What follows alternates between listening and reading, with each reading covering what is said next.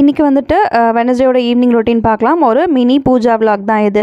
முருகர் சிலை வாங்கிட்டு வந்திருந்தோம்லையே, அவரையுமே வந்து நல்லா க்ளீன் பண்ணிவிட்டு ஓரளவுக்கு அந்த கருப்பு எல்லாமே போயிடுச்சு. தேய்க்க தேய்க்க மீதி இருக்கிறதும் வந்து சரியாயிடும். பூஜை பாத்திரம் எல்லாமே வந்துட்டு ரொம்ப அழுத்தி தேய்ச்சோம் அப்படின்னா அந்த ஷேப்ஸ் வந்துட்டு டேமேஜ் ஆக ஆரம்பிக்கும். அதனால் ஓரளவுக்கு தேய்ச்சி எடுத்துக்கலாம். சாட்டர்டேவே வந்துட்டு பூஜை பாத்திரம் எல்லாமே தேய்ச்சி வச்சுருந்தேன். அப்போ வந்து நடு விளக்கு மட்டும்தான் ஏற்றிருந்தேன். அதுக்கப்புறமா எந்த விளக்குமே ஏற்றலை.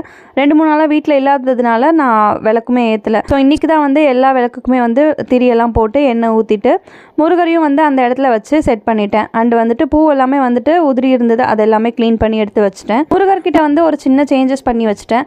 அவர் வச்சுருந்த அந்த மனை வந்துட்டு வேல் வைக்கும் போது தட்டு கொஞ்சம் இடிக்கிற மாதிரி இருந்தது. அதனால் வந்து ஒரு பெரிய தாம்பூல தட்டில் சென்டரில் வந்து மனை வச்சு காமாட்சி விளக்கு மாற்றிட்டு அண்டு வந்து முருகருக்கு வேறு ஒரு மனை வச்சு அழகாக வந்து அவருக்கும் பிள்ளையார் அண்டு வேல் வைக்கிறதுக்கு ஃபுல்லாக செட் பண்ணிட்டேன். பூஜைக்கு ஃபுல்லாக ரெடி பண்ணி விளக்கு ஏற்றிட்டு வேல் மாறல் படித்து முடிச்சுட்டு கற்பூர ஹாரத்தையும் காட்டி என்னோடய பூஜையை வந்து முடிச்சிட்டேன். இன்றைக்கி டே இப்படி தான் போச்சு.